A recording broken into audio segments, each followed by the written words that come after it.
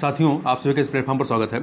यहाँ पर हम लोग यूपी पीसीएस मेंस 2022 के लिए जीएस से संबंधित कुछ महत्वपूर्ण टॉपिक को देख रहे हैं और ये जो महत्वपूर्ण टॉपिक है ये जो है क्रॉनिकल सितंबर 2022 की जो करंट अफेयर की मैगजीन आई है, इसमें कुल 100 टॉपिक जीएस से संबंधित दिए गए। जीएस के जो आपके 4 प्रश्न पत्र होते हैं उनसे संबंधित 100 टॉपिक को दिया गया है।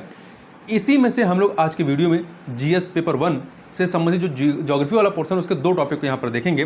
पहला है आर्द्र भूमियों के पर्यावरणीय महत्व के संबंध में एक प्रश्न है कि भारत में आर्द्र भूमियों के पर्यावरणीय महत्व की चर्चा करते हुए इनके समक्ष विद्यमान संकटों को सूचीबद्ध कीजिए।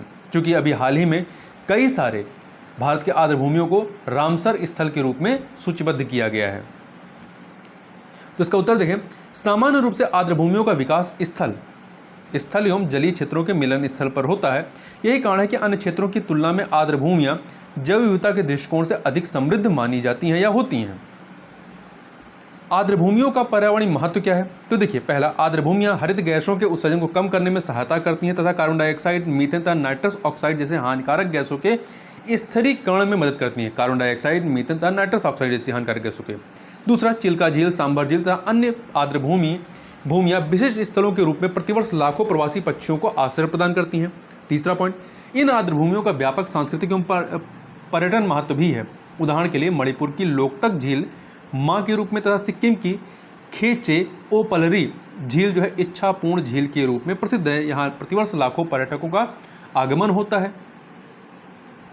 तो ये क्या है? ये पर्यावरणीय महत्व है।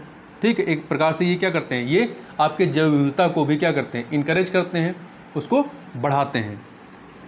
आर्द्र भूमियों के समक्ष जो प्रमुख संकट हैं उन संकटों की बात करें तो देखिए, पहला, विशिष्ट परिभाषा द्वारा चिन्हित किए जाने के कारण देश में अनेक दलदली एवं जलीय क्षेत्रों को आर्द्र भूमियों की परिभाषा के तहत शामिल नहीं किया जा सका है। परिणाम स्वरूप इन क्षेत्रों के संरक्षण के समक्ष अनेक वित्तीय एवं नीतिगत चुनौतियां व्याप्त हैं। यदि ये आर्द्र भूमियां घोषित हो जाती हैं तो इनके लिए एक नियम बने हैं, उन नियमों के तहत जो नीतियां हैं उनके तहत इनका संरक्षण किया जा सकता था।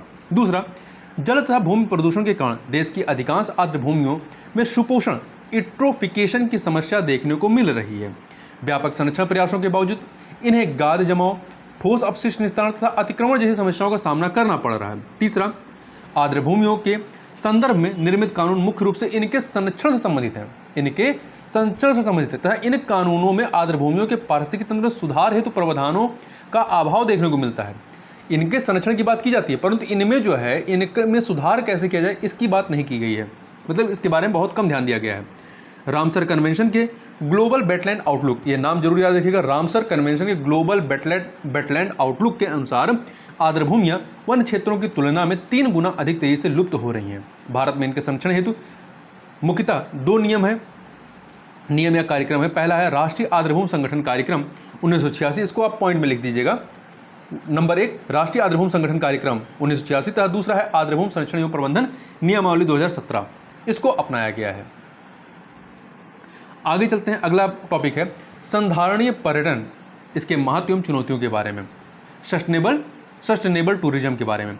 2018 में नेचर क्लाइमेट चेंज द्वारा प्रकाशित एक अध्ययन में पाया गया कि पर्यटन वैश्विक ग्रीन हाउस गैस उत्सर्जन के 8% के बराबर योगदान करता है। मतलब जितना वैश्विक ग्रीन हाउस गैस उत्सर्जित होता है उसका 8% जो है वो पर्यटन उद्योग के माध्यम से उत्सर्जित होता है।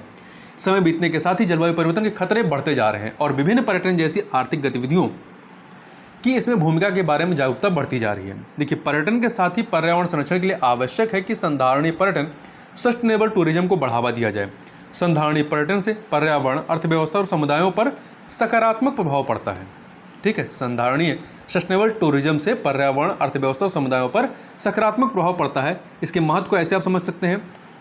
पहला पॉइंट है पर्यावरण, प्राकृतिक संसाधनों और वन्य जीवन की रक्षा के रूप में। तो देखिए, संधारणीय पर्यटन के द्वारा पर्यावरण एवं प्राकृतिक संसाधनों के संरक्षण को बढ़ावा दिया जा सकता है।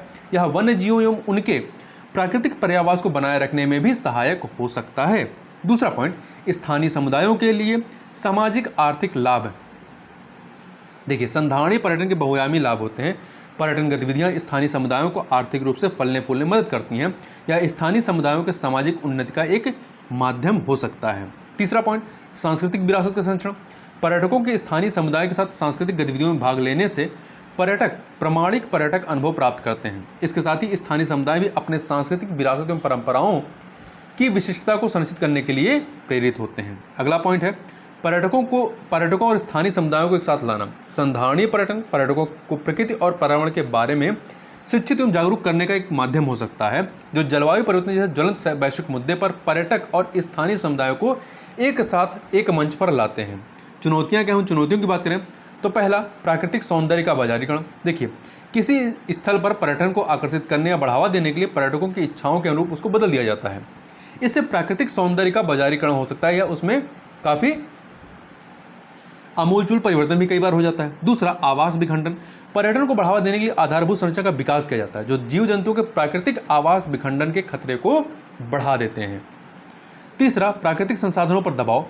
लोगों की एक निश्चित मात्रा से अधिक आने से उस क्षेत्र विशेष के प्राकृतिक संसाधनों पर दबाव बढ़ जाता है। इसके कारण इन संसाधनों का अतिदोहन होने लगता है। यह प्रदूषण की समस्या को भी बढ़ाता है। तो ये था संधारणीय पर्यटन के महत्व एवं उसके चुनौतियों के बारे में। तो इस वीडियो में बस इतना ही। मिलते हैं नेक्स्ट वीडियो में, तब तक के लिए बहुत बहुत धन्यवाद।